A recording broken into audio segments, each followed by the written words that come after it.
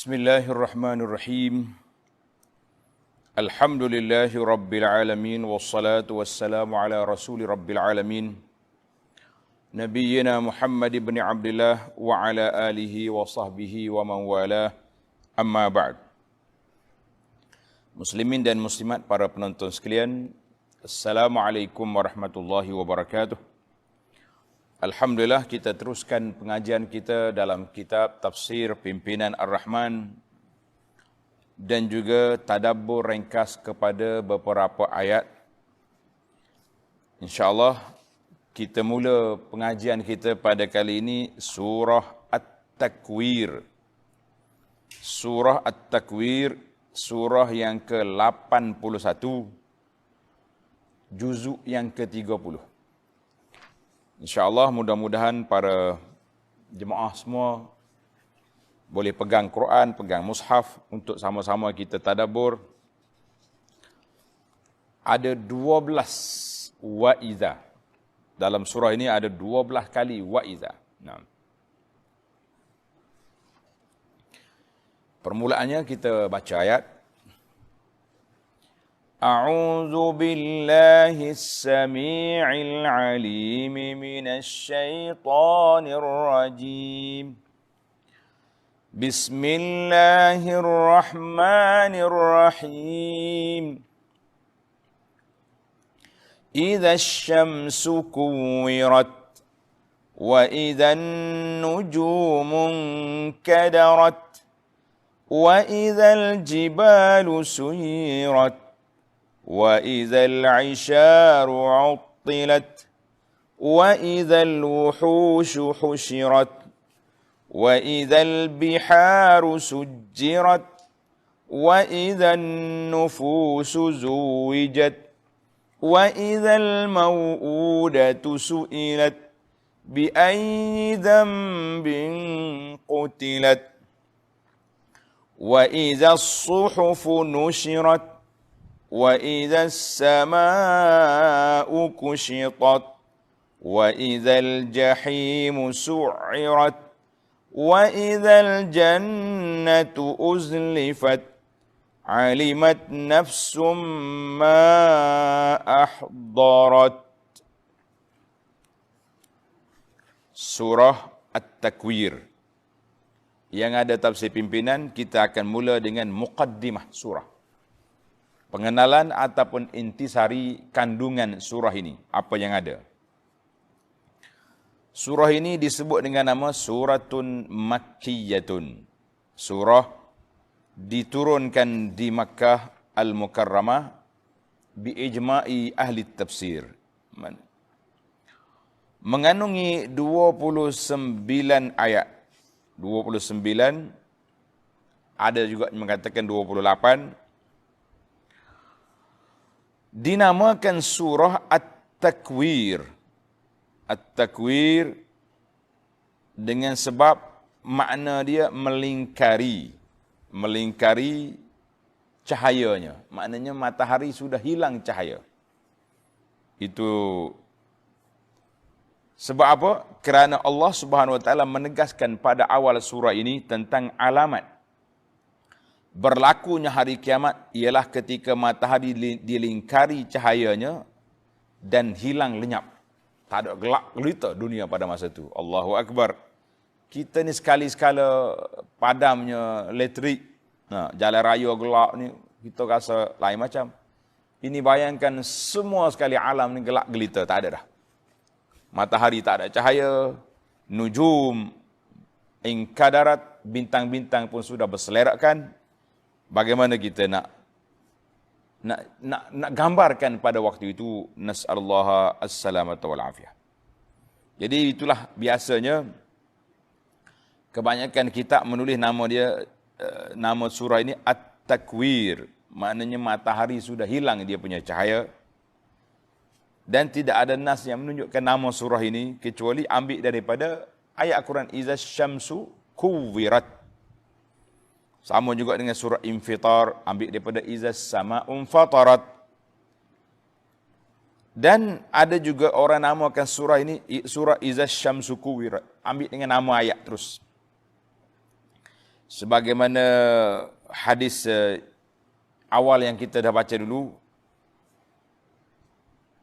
sebagaimana hadis Ibnu Umar, hadis Ibnu Umar radhiyallahu anhuma,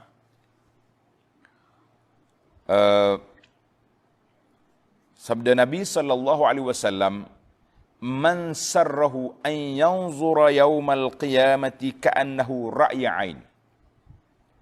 Siapa suka nak tengok gambaran peristiwa yang berlaku pada hari kiamat dengan mata kita, seolah-olah depan mata kita berlaku, falyaqra, hendaklah dia baca surah Iza Syamsu Kuwirat. Itu.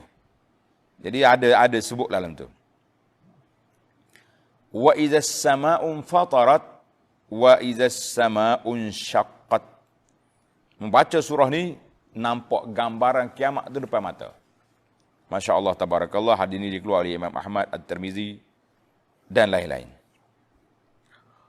Demikianlah Al-Imam Bukhari rahimahullah ta'ala menamakan surah ini. Dia letak satu bab dalam kitab sahih dia.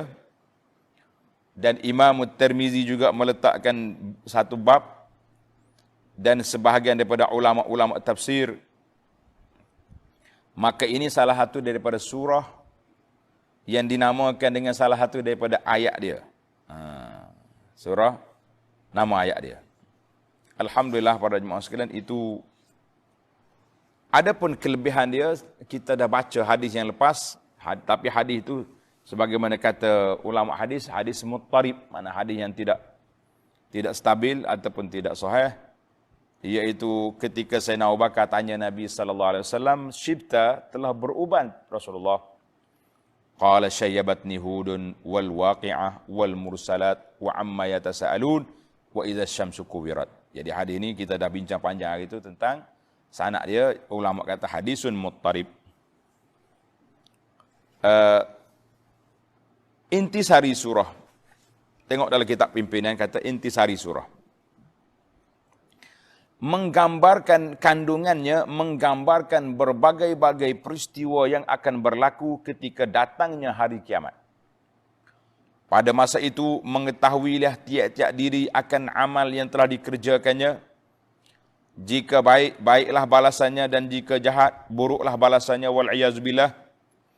Dalam bahagian yang lain ditegaskan tentang kebenaran Al-Quran, kalamullah, dan diterangkan tentang sifat dan tugas malaikat Jibril alaihissalam yang menyampaikan wahyu Al-Quran kepada Nabi Muhammad sallallahu alaihi wasallam setelah menolak tuduhan-tuduhan yang tidak berasas yang dilemparkan oleh orang-orang kafir yang menentang Nabi sallallahu alaihi wasallam yang mulia.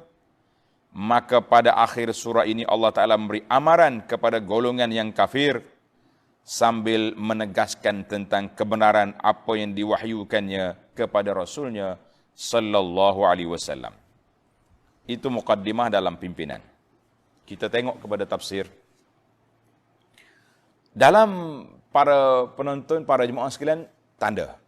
Kita tadabbur secara ringkas-ringkas tapi biar bermakna. Ada sesuatu yang kita dapat dalam perbincangan ini. Dalam ayat ini, dalam surah ini, Allah Ta'ala sebut 12 cerita yang berturutan. 6-nya berkait dengan dunia dan 6 lagi berkait dengan akhirat. Sebagaimana kata Abdullah bin Abbas radhiyallahu anhuma. Tuan-tuan tengok daripada awal surah yang kita baca tadi, ada 12 kali idza. Idza syamsu wa idzan nujum wa idzal jibal, ada 12 kali. Kita tengok 12 kali, tapi dia ada 13 ayat. 12 kali 13 ayat dengan kalimah iza. 6 yang dunianya berlaku di akhir, dekat dengan tanda, sudah jadi tanda kiamat. Dan 6 yang berkait dengan akhirat berlaku di awal berlakunya kiamat. Faka'annaha mutatabi'ah. Seolah-olah dia ni bersambung. Hak ujung dengan hak akhir. Kalau dalam orang solat ni, salah satu daripada jamak dia panggil jamak suri. Jamak gambaran. Jadi cerita ni biar menjadi ba'duha ila ba'din, sambung hak ujung dengan hak awal. Sambung. 6 ujung, 6 awal. Kita tengok apa dia 6 ujung, 6 awal ni. Kan? Jadi maka kita mula dengan Idza syamsu kuwirat. Tengok dalam Quran. Dalam mushaf kita masing-masing. Idza syamsu kuwirat. Awalnya kita awal surah dengan bismillahirrahmanirrahim. Idza syamsu kuwirat, apabila matahari dilingkari cahayanya dan hilang lenyap. Matahari kuwirat. Iza di sini dia panggil adatu syartin lil mustaqbal. Iza, apabila. Maknanya benda tu ada kepada syarat yang akan berlaku. Iza, tak berlaku lagi tu.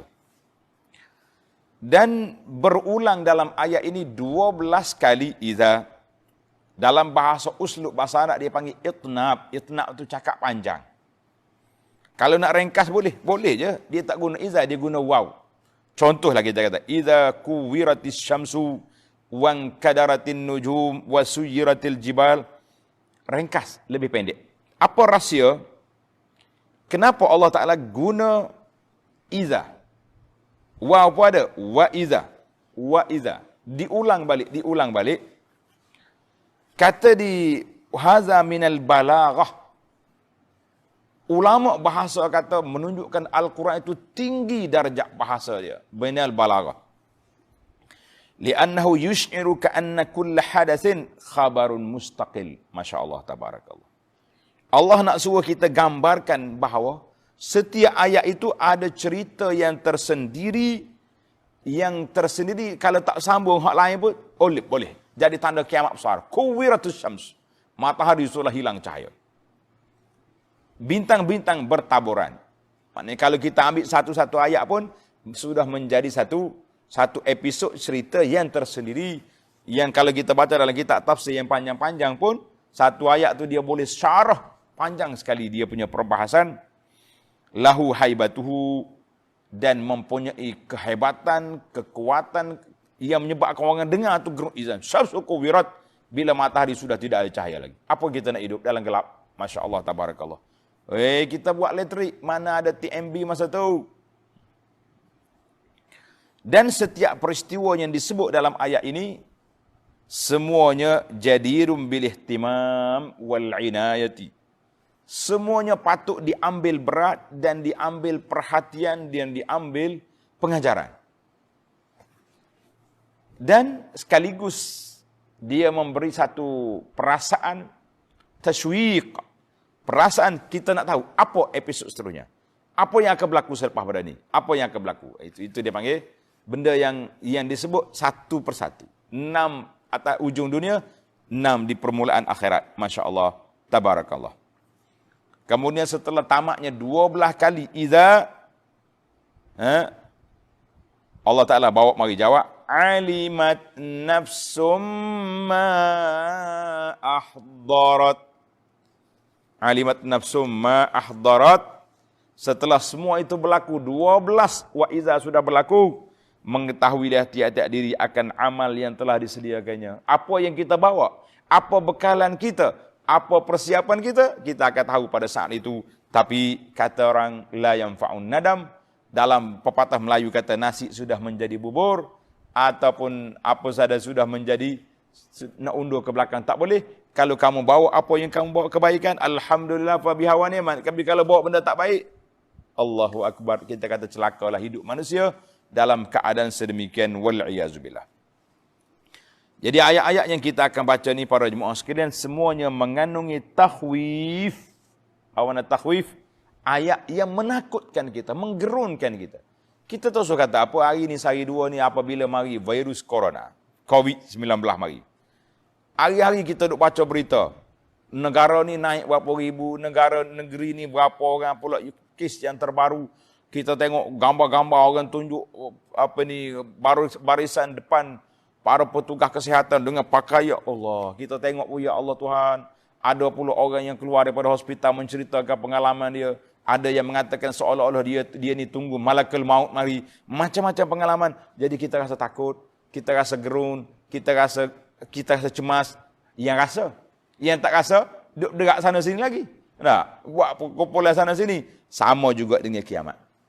Orang yang mempunyai dhamir, hati yang hidup, hayyun. Al-qalbul hayy. Hati yang hidup. Fihi takhwif. Baca ayat-ayat gini, menakutkan kita. Tapi orang yang hati dia tak ada masalah, relax je bro. Tak ada masalah apa-apa, lambat lagi. Jadi, kita nak belajar. Maka para jemaah sekalian, perkara yang berlaku ini berat. Satu kisah, menarik kisahnya. Yurwa, makna Yurwa ni makna kisah yang diceritakan daripada seorang tokoh ulama, nama dia Abul Wafa' bin Aqil. Dia duduk dalam satu majlis, dibaca surah ni. Iza syamsu kuwirat wa iza kata. Qala ba'dul hadirin, Ali dalam majlis itu pun tanya, Ya Sayyidi, Tuan Syekh, hab annahu ansyarul mauta. Senang-senang, ya Allah Ta'ala nak pergi hidup balik orang mati, pergi hidup je. Dan setiap orang itu mengikut dengan wa'izan nufusu zuwijat, setiap orang itu ada kawan dia sendiri, orang baik dengan orang baik, orang jahat dengan orang baik. Tapi kenapa sampai mereka Allah Ta'ala runtuhkan semua ni? Sampai matahari tak ada cahaya, bintang bertaburan, bukit berterbangan, bumi hancur, kan? Langit terbelah. Kenapa sampai begitu? Boleh je Allah Ta'ala bangkit macam biasa, bangkitkan orang. Tak payah rusak-rusakkan dunia.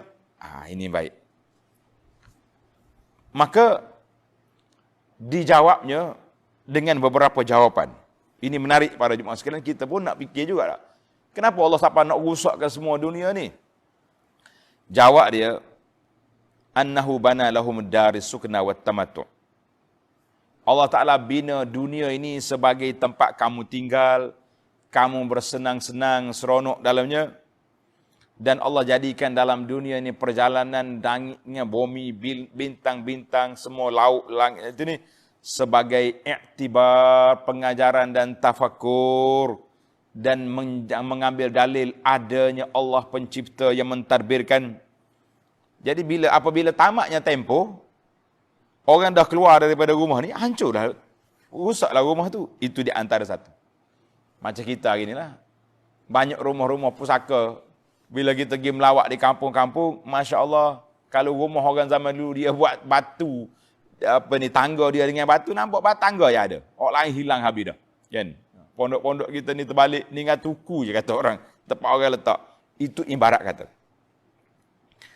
Yang kedua, hikmah yang kedua, takzibun li ahli ilhadi wa zanadiqah.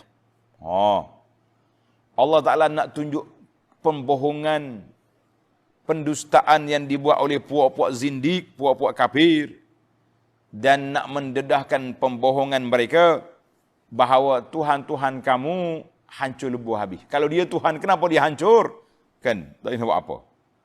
Hari ini, bila mari Covid ni, orang tunjuk gambar, pekerja-pekerja kesihatan pergi duduk sembuh di berhala-berhala yang dianggap Tuhan oleh sebahagian orang. Mereka tulis di situ, dha'ufat talibu wal matlub. Lemah belaka. Hak je minta dengan Tuhan berhala tu pun lemah, yang diminta pun lemah. Dia sendiri pun terpaksa kena sembuh juga. Ubat nak jaga Covid. Kita kata Masya Allah, tabarakallah.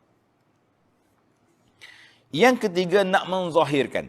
Hikmah yang ketiga, nak menzahirkan kepada alam ini bahawa alam ini ada Tuhan yang mentadbir, ada Tuhan yang mengatur. Ikut dia, Tuhan kata nak hancur-hancur. Tak nak buat apa kita. Tak usah duduk mikir banyak kita. Masya Allah, tabarakallah. Yang keempat, untuk menyatakan izzatullah, kemuliaan Allah, keagungan Allah, kekuasaan Allah Azza wa Jalla.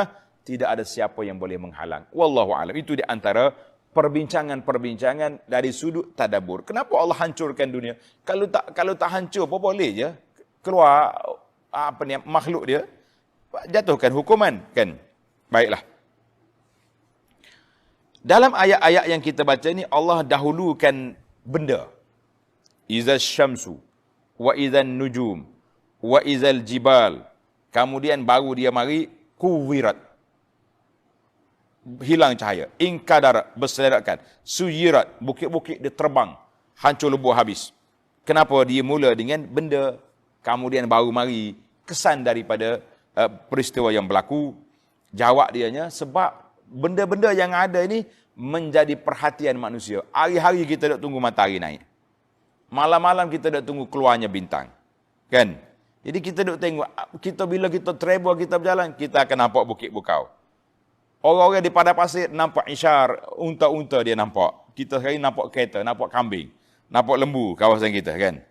Maka Allah SWT sebut benda-benda ni sebab benda ni sudah ada dalam kepala. Nak cerita kepada kamu, barang-barang yang kamu kagum, barang-barang yang kamu guna, barang-barang yang kamu dapat menikmati, kebaikan-kebaikan akan hancur satu masa nanti. Akan hancur satu masa nanti. Maka Allah Ta'ala sebut, wa iza syamsu kuwirat, apabila matahari semua dilingkari cahayanya, yakni hilang lenyap. Ai zahaba dawuha fa azlamat. Tak ada lagi cahaya, gelap gelita. Sebagaimana kata di Ibnu Abbas radhiyallahu anhuma dalam tafsir ayat ini. Ada juga ulama katakan tawakuf, matahari tak jalan lagi. Tajri li mustaqarraha, hari itu matahari tak bergerak, akan duduk situ ya. Jam kata orang. Bila dia jam, gelaplah dunia ni, matahari tak naik, kan? Ada yang mengatakan dikumpul sekali. Wa jumi'asy syamsu wal qamar. Matahari dengan bulan duduk sekali. Tak bergerak dah dia tu. Sebab sudah rusak dia punya sistem perjalanan. Sistem perjalanan matahari dengan bulan sudah jam.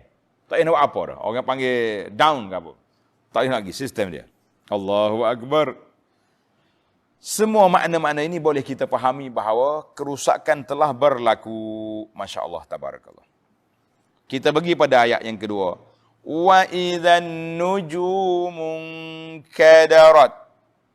Dan apabila bintang-bintang gugur berselerak, bertaburan habis bintang. Masya Allah. An-nujum ma'ruf. Bintang sudah dikenali di langit. Dan ingkadarat, ada yang mengatakan telah hilang cahaya. Tak ada dah. Gelap lemak. Berkelip-kelip itu tidak ada. Fa'idzan dalam ayat mursalat. Fa'idzan nujumu tumisat. Bintang-bintang telah dihapuskan dia punya cahaya. Masya Allah. Ada riwayat lain surah Infitar, wa idzal kawakibun tasarat.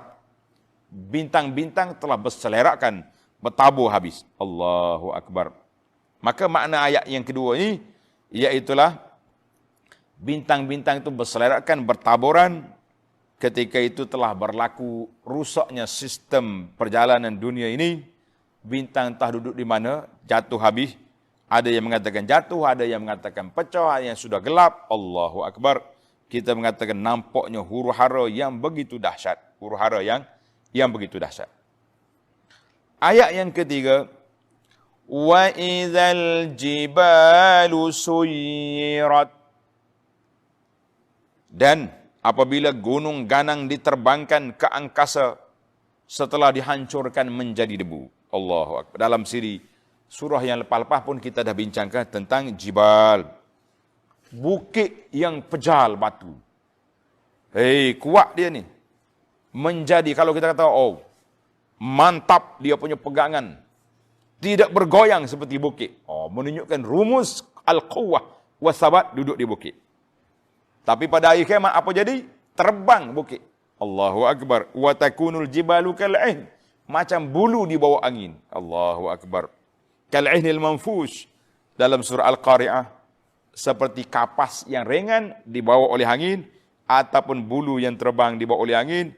Maka pada ketika itu hancur lebur habis dan bumi telah menjadi rata sama belakang bumi. Masya Allah, tabarakallah. Tak ada rendah, tak ada tinggi, kosong. Allahu Akbar. Ayat yang keempat, wa idzal 'isyaru tilat. Isyar, bukan isyak waktu isyak, jangan. Isyar. Dan apabila unta-unta yang bunting terbiar. Unta terbunting ni apa cerita ni? Main tengok siapa kau unta pula ni? Kan, tadi matahari, bintang, bukit, unta. Mana turun? Hak mula-mula tu duduk atas. Daripada atas, turun ke bawah ke bukit. Daripada bukit, turun di kampung kita. Isyar. Apa dia isyar? Iaitulah unta yang bunting. Terbiar, tak ada siapa nak cara. Tengok dalam nota di bawah, pimpinan Ar-Rahman. Dalam kehidupan bangsa Arab, semasa ayat ini diturunkan, unta sangat-sangat penting. Dan kerana itu ia dijaga dan dipelihara dengan sebaik-baiknya. Lebih-lebih lagi yang bunting dan sudah masuk bulannya yang ke-10. Jadi Allah Ta'ala waktu cerita unta, sebab unta masa itu menjadi anfasi amwalil Arab, di antara harta orang Arab yang sangat berharga. Unta dia naik, unta dia makan, susu unta menjadi minuman. Boleh katakan hidup dia dengan unta. Hidup dia dengan unta. Dan kita ini tak rasa mana untanya. Sekali-sekali lagi Mekah, bolehlah orang ajak makan nasi daging unta. Allahu Akbar. Itu pun jemaah haji kata, kami ni dalam rombongan yang ikut haji dengan saya, sahabat-sahabat lain buat kan. Biasanya bila lepas haji, kita berehat semua selesai, kita pergi ke Muzdalifah, melih anak unta, hashi. Melih anak unta seekor, makan dengan menu-menu tertentu. Bila jumpa jemaah haji, dia pergi umrah pula, kata, Ustaz, saya nak cari macam yang kita makan hari itu. Teringat lagi dia punya menu. Maknanya kita kata unta zaman Arab tu, memang makanan dia. Kita sekali-sekala jumpa unta pun, Masya Allah nikmat. Orang-orang tua bergurau. Dia kata kali mak mertua lalu kot belakang, memang tak nampak. Lalu kot belakang, lalu kot depan nampak. Kan? Baik. Apabila unta tengok dalam nota lagi. Apabila unta-unta yang bunting, yang sangat-sangat disayangi itu terbiar, dan tidak dijaga lagi, maka yang demikian adalah disebabkan berlakunya perkara-perkara yang sungguh mengerikan. Kita hari ini sayang harta benda kita, sayang pada keluarga, tapi bila mari huru-hara, lompat. Tak ingat ke anak, tak ingat ke harta benda, pakai lari. Allahu Akbar. Ini hanyalah sebagai misalan. Yakni, kalaulah ada unta-unta yang demikian keadaannya semasa berlakunya kiamat, maka tuannya tidak akan menghiraukannya, kerana ia pada saat itu hanyalah mementingkan keselamatan dirinya sendiri. Tak ada nak cara ke orang lain dah. Tak ada nak mikir dah kan. Allahu Akbar. Nak kata apa? Bagi kiamat, kita ni kalau mari bencana apa-apa, nak lari kita dah kan. Pasal tu orang buat tempat berkumpul. Kalau naik kapal terbang, dia ajar kepada kita bila berlaku emergency, na'udzubillah lah. Kita minta berlindung Allah Ta'ala. No, tinggalkan barang-barang anda, cabut kasutmu, turun ikut gelonsok, macam-macam. Baik, kita pergi kepada ayat seterusnya. Ayat yang kelima. Wa idzal wuhushu husyirat. Dan apabila binatang-binatang liar dihimpunkan, tak balah dah buat dia. Tak ada. Harimau dengan singa, relax. Ular dengan skorpion duduk sekali beres. Tak ada nak balah dah hari itu huru-hara. Masya Allah. Wal wuhush ma'ruf. Binatang liar.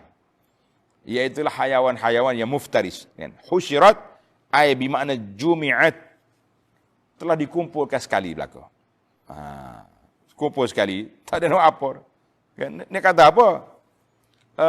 Ada yang mengatakan, duduk sekali binatang-binatang ini sebab mereka telah binasa, mati. Bergelempangan sama-sama dia. Bergelempangan sama-sama dia.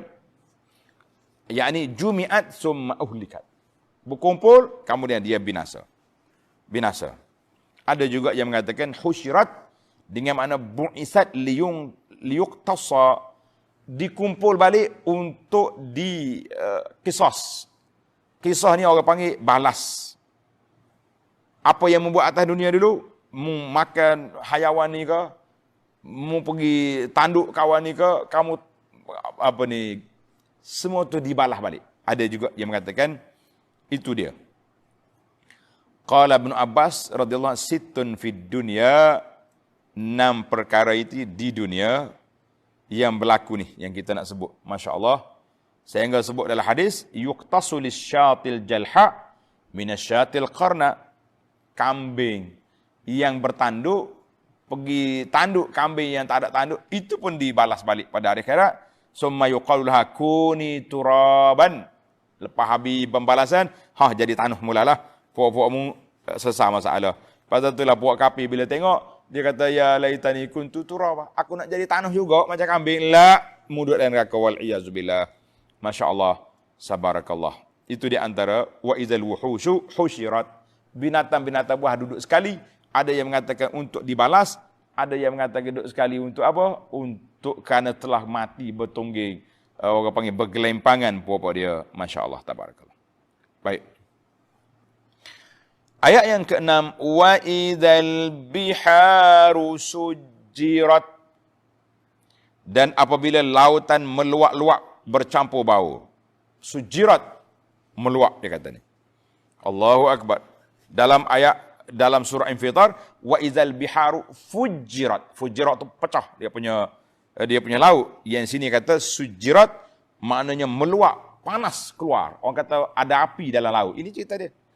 Allahu akbar. Bila infijar, pecah dia punya laut ni, maka keluarlah api dan ada makna kata tuftahul bihar. Laut-laut tu pecah sama-sama dia dan keluar api daripada bawah. Itu semua peristiwa yang menakutkan. Habislah kita 6 ayat. Daripada 1 sehingga 6 tanda. 6 kali wa iza, ini ayat-ayat yang berkait dengan cerita dalam dunia. Dan dia termasuk di kalangan alamat kiamat yang besar yang sudah hampir dunia sudah hancur. Nihayatul alam. Kemudian kita berpindah pula kepada 6 ayat yang berkaitan dengan akhirat. Selepas manusia dibangkitkan daripada kubur dan mereka telah tengok masyhad, peristiwa akhirat itu di hadapan mata mereka. Kita minta Allah Ta'ala bangkit kita dalam keadaan aminin, dalam keadaan aman, jauh daripada kesusahan. InsyaAllah orang-orang yang beriman, mereka dalam keadaan aman. Ayat yang ke-7 bermula peristiwa selepas kiamat. Mana dah kiamat dah ni. Dia panggil permulaan isu di akhirat. Wa idzan nufusu zuwijat, dan apabila tiap-tiap diri disatukan dengan pasangannya. Bukan kahwin sini ni para jemaah sekalian. Kan? Allahu akbar. Dalam ayat pasangan ini, fi tafsiriha, ada 3 tafsir dalam ayat ini. Tanda, 3 tafsir. Dia kata asyharuha, yang masyhur, iaitulah setiap orang itu husyira, dikumpulkan kepada setiap orang mengikut kumpulan dia. Fayuhsyarul akhyaru ma'al akhyari. Orang yang baik-baik, yang soleh-soleh, kumpul sekali dengan puak dia. Orang jahat sekali dengan puak dia. Kata dia ulama tafsir, ayat ini menunjukkan betapa pentingnya, wajibnya, mustahaknya kita bersahabat dengan orang-orang yang baik. Kalau kita nak bangun, sebagaimana dalam hadis Nabi SAW, anta ma'aman ahbabta, kamu dibangkit di akhirat esok bersama orang yang kamu sayang. Mu sayang ke siapa? Sayang kepada Nabi, kita ikut sunnah dia. Bukan reka-reka ibadat yang Nabi tidak ajar. Sayang kepada sahabat-sahabat, kita mencintai mereka, menghargai perjuangan mereka, dan menyebut mereka dengan kebaikan-kebaikan. Kemudian kita ikut dia punya dakwah mereka. Sayang kepada para ulama-ulama yang amilin, ulama yang saleh, dengan mengikut ajaran mereka yang bertepatan dengan Quran, dengan hadis Nabi SAW. Sayang kepada pendakwah zaman kita, itulah. Mana kita akan dibangkit bersama dengan mereka. Masya Allah, tabarakallah. Itu yang pertama, dia kata manusia ni zuwijat, ai bersama dengan pasangan dia, artinya orang baik dengan orang baik. Ada yang pandangan yang kedua kata, i'adatul arwah ila ajsadiha. Maknanya zuwijat, maknanya roh balik semula kepada tubuh dia. Tubuh dia setelah hari kiamat, tumbuh balik kita ni. Kan kita ni dalam hujung punggung kita tu, nama dia ajbuz zanab. Ada tulang kecil, macam chip lah. Kalau kita main ilmu dunia komputer ni panggil chip. Mana chip tu tak akan hancur. Ada ulama yang buat kajian kata, kita bakar pun tak akan hancur. Sebab dia jadi benih. Esok tumbuh balik daripada chip ni lah dia akan tercipta kembali semula ke manusia ni. Masya Allah, tabarakallah. Allahu akbar. Maknanya, yang ketiga, setiap jiwa itu bersama dengan amalan-amalan dia. Kita kata tiga-tiga betul belakang. Bersama amalan dia, bersama dengan ruh dia, bersama dengan orang-orang yang saleh, yang mereka bersahabat di atas dunia ini. Masya Allah, tabarakallah. Pada itulah kita doa kita, Allahumma hsyurna ma'an nabiyyin, was-siddiqin, was-syuhada, was-salihin, wa hasuna ulaika rafiqa. Ya Allah, kumpulkan kami bersama dengan mereka ini pada hari kiamat, insya-Allah. Kemudian mari pada ayat yang seterusnya, ayat yang ke-8. Wa idzal mau'udatu su'ilat. Dan apabila anak-anak perempuan yang ditanam hidup-hidup ditanya. Oh, pelik ni. Kan? Anak-anak yang perempuan, anak budak-budak perempuan yang kena tanam ke pak dia waktu hidup, mereka ditanya. Orang Arab jahiliah dulu, dan sebahagian daripada masyarakat dunia ni, dia benci, tak mahu terima kenyataan boleh anak perempuan. Wa izal mau'udatu su'ilat. Jadi bila ruh balik semula, hidup balik, dia pun kena tanya. Cuma timbul di sini, kenapa ditanya? Tanya budak tu, tak tanya bapak dia. Ni menarik juga soalan. Kan? Dia kata mau'udah, iaitu al-jariyah. Budak-budak perempuan, anak-anak perempuan yang ditanam hidup-hidup. Jadi masyarakat jahiliah tu adalah sebahagian mereka begitu. Diceritakan bahawa ada seorang jahiliah dulu, nama dia Qais bin Asim al-Minqari. Seorang yang mulia di zaman dia. Wa'da ashram minal bana. Allahu Akbar. Dia telah tanam 10 anak perempuan. Mari anak perempuan, tanam hidup-hidup. Seorang penyair, nama dia Farazdak. Farazdak ni daripada Bani Tamimi. Farazdak ni sentiasa menggunakan syair dia, duduk mencela puak-puak yang menanam anak hidup-hidup ni. Dia kata apa? Dia kata tok dia, nama dia Sa'sa'ah ibnu Najiyah. Sa'sa'ah bin Najiyah ni tok dia, dia kata dia telah menghidupkan lebih daripada 400 orang anak perempuan yang nak ditanam oleh pak dia. Bila ayah dia mari nak tanam budak ni, Sa'sa'ah kata, la. Muak mari anak muka aku, mari. Biar aku jaga. Aku jaga dia. Mu ambil 2 ekor anak unta, buat balik. Maknanya Sa'sa'ah ni dia tebus budak-budak perempuan ini daripada ditanam hidup-hidup. Maka dia telah menghidupkan 400 anak perempuan tak boleh tanam. Kata di Farazdak penyair, dia kata apa? Wa minnal lazi mana'al wa'idati wa ahyal wa'ida falam yu'adi. Allah, dia kata dia kalau keturunan kami, puak-puak Bani Tamim, telah menjaga, menahan daripada anak ni ditanam, dan kita telah menghidupkan lebih kurang 400 budak perempuan. Kita kata ada masa tu NGO yang bekerja untuk menyelamatkan keadaan. Jangan zaman kita pun ada NGO, tengok orang lapar dia hantar makanan, tengok orang susah dia bagi bantu. Kita kata jazakumullahu khairah, kamu telah menyelamatkan keadaan, dan saya haraplah NGO Allah Ta'ala beri pahala kepada mereka, dan dalam tulisan-tulisan mereka pun biarlah tulis dengan cara yang baik. Tak usahlah duduk perli orang tu, perli orang ni. Kalau kita tidak ada NGO ni, laparlah orang ni, kita kata Allah Ta'ala Maha Kaya. Allah nak beri peluang kepada awak untuk mendapat pahala, kamu pula meruntuhkan pahala dengan mengungkit-ungkit, mengejek orang lain, kita kata rugi. Baik. Saya nak balik kepada cerita wa izal mau'uda tusu'ilat. Apabila anak-anak perempuan telah ditanam, bi ayyi zambin qutilat. Ada riwayat, sebahagian daripada penceramah-penceramah kita yang tak semak riwayat yang sahih. Dia kata apa? Ni, biasanya awal-awal tahun, ma'al hijrah, keluarlah cerita ni. Pernah saya dengar dalam radio pun ada. Dia kata, Sayyidina Umar ni tuan-tuan, Sayyidina Umar ni hebat orangnya. Oh, hebat Sayyidina Umar ni. Setara mana hebat dia? Hak dia kata ni. Saya tak tahu dia nak jawab apa daripada Sayyidina Umar di akhirat esok. Dia kata, Umar ni hebat. Dia tak minum arak dalam botol, minum dalam tengkorak. Dan Umar pernah menanam anak hidup-hidup. Kita kata, wahya qissatun mawdu'atun la tasih. Ini peristiwa ini, kisah-kisah yang direka oleh puak-puak anti Sayyidina Umar, boleh jadi daripada golongan Syiah, ataupun siapa-siapa, tidak sahih. Jangan bawa cerita ni. Kalau ada orang bawa, pergi pegang kepala dia. Ustaz ambil mana cerita karut pada Sayyidina Umar macam ni? Ambil mana? Untuk kajian, para jemaah kita tengok dalam satu ayat, satu risalah. Apa dia risalah? Risalah yang telah dikeluar oleh seorang pengkaji, nama dia Dirasah Naqdiyah fil marwiyatil waridati fi syakhsiyati Umar. Tesis, orang buat kajian kepada kritikan kepada riwayat-riwayat yang orang sebut tentang Sayyidina Umar, termasuklah kajian terhadap peristiwa anak Sayyidina Umar tanam anak. Kita kata tidak ada riwayat yang sahih dari para jemaah sekalian.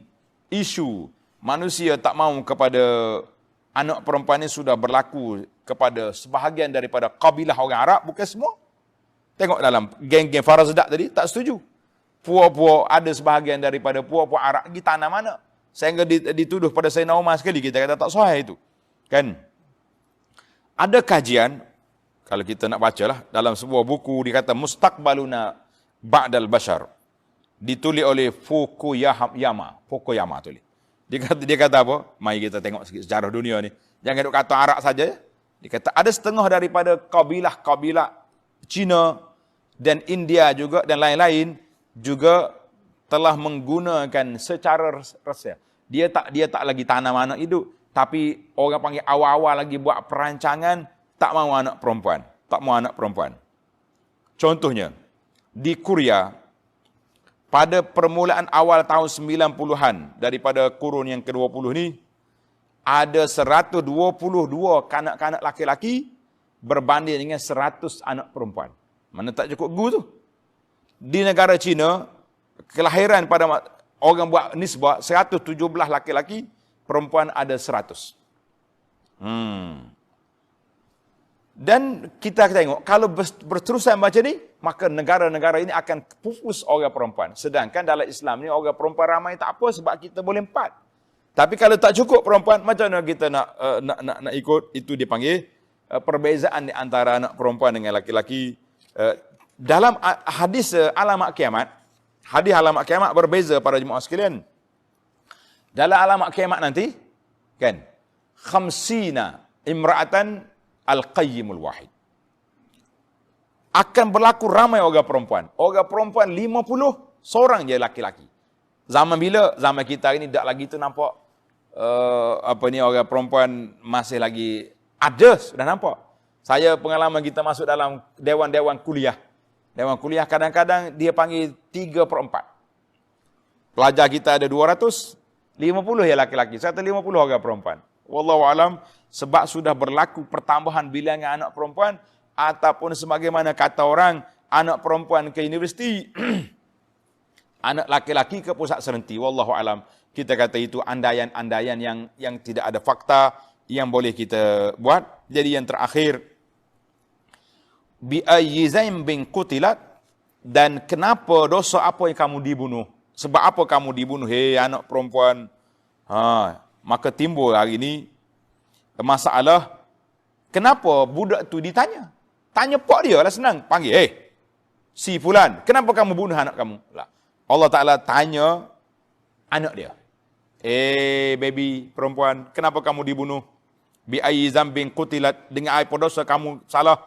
Kata di para ulama tadabbur, dia kata, pada hari kiamat esok, yantiqu man la yantiq. Allah Ta'ala nak suruh bercakap benda yang tak bercakap. Tangan bercakap, kaki bercakap kan. Budak-budak perempuan yang ditanam tu kecil lagi. Masa dia ditanam tu hidup, baru beranak, pom tanam. Mu bangun, mu bercakap, kenapa ayahmu? Ditanya pakmu, kenapa aku dibunuh? Allahu Akbar. Kan? Innaha qutilat bighairi dzambi. Aku tak ada dosa. Kamu yang buat aku, tiba-tiba kamu bunuh aku. Kenapa? Allahu Akbar. Yang kedua, nak mencela bapak mereka. Membuat perangai lagu ni di depan orang ramai-ramai. Kita ni kalau ditanya orang, kenapa kamu dihukum? Jadi pak dia ada sekali. Mana bapak dia akan menyebabkan besar malunya pada hari kiamat. Kemudian ulama berbahas panjang tentang anak-anak orang Islam. Duduk di mana mereka? Maka kalau auladul muslimin, insya-Allah mereka semua ni ke syurga. Ada anak-anak orang kafir, khilaf para ulama tentang adakah anak orang kafir ni ke syurga? Ada yang mengatakan syurga sebab dia tak ada dosa, ada yang mengatakan mereka diuji di akhirat esok, diuji, diikhtibar. Kita kata wallahu a'lam dalam masalah itu, dan insya-Allah sebagaimana kisah Nabi kita tengok Sayyidina Ibrahim pada malam Mi'raj, di keliling dia budak-budak. Auladun nas. Wa ammal waldan allazin haulahu. Budak-budak dekat sekeliling Nabi Ibrahim itu siapa dia? Fa kullu mauludin mata 'alal fitrah. Semua anak-anak yang mati dalam keadaan fitrah, maknanya dia mati dalam keadaan anak orang Islam. Faqala ba'duhum, orang bertanya Nabi, ya Rasulullah, auladul musyrikin? Anak-anak orang kafir lagu mana? Nak hidup mana puak tu? Qala wa auladul musyrikin. Jadi hadis ini dalam Bukhari daripada Samurah bin Judub. Jadi para jemaah, panjanglah perbahasan, tak habis 12 wa'iza, insya-Allah. Jangan bimbang, kita sambung lagi perbincangan kita dalam sidi akan datang, bermula daripada ayat 10, wa idza suhufu nusyirat. Insyaallah para jemaah sekalian, tadabbur kita masih lagi, kita akan teruskan sehingga khatam siri juzuk yang ke-30 ni insyaallah. Subhanakallahumma wa bihamdika asyhadu an la ilaha illa anta astaghfiruka wa atubu ilaik. Wa sallallahu ala nabiyyina Muhammadin wa ala alihi wa sahbihi ajma'in walhamdulillahi rabbil alamin.